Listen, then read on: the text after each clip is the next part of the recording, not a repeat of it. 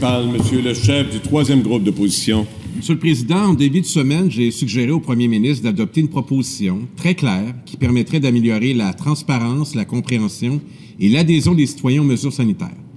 C'est de publier la totalité, je répète, la totalité des changements aux mesures sanitaires dans un communiqué, au moins 1 heure avant les conférences de presse, la même information pour tous en même temps. Le premier ministre a refusé.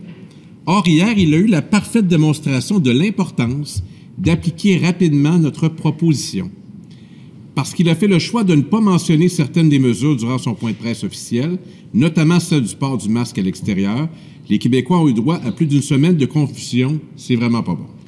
D'ailleurs, le premier ministre aurait pu justement venir expliquer sa décision clairement en point de presse hier.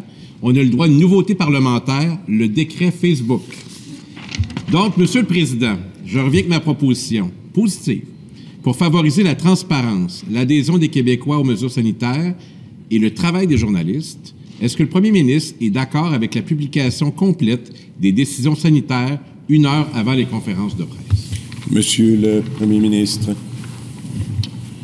Monsieur le Président, depuis le début de la pandémie, j'ai essayé d'agir rapidement puis de donner toute l'information. Quand il y avait des ajustements à apporter, on les apportait. Puis oui, on a choisi d'avoir des mesures qui sont différentes à Montréal que dans Lanaudière, qu'à Québec actuellement.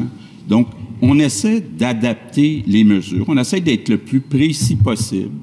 Je me rends disponible pour faire beaucoup de points de presse depuis 1 an. Je réponds aux questions.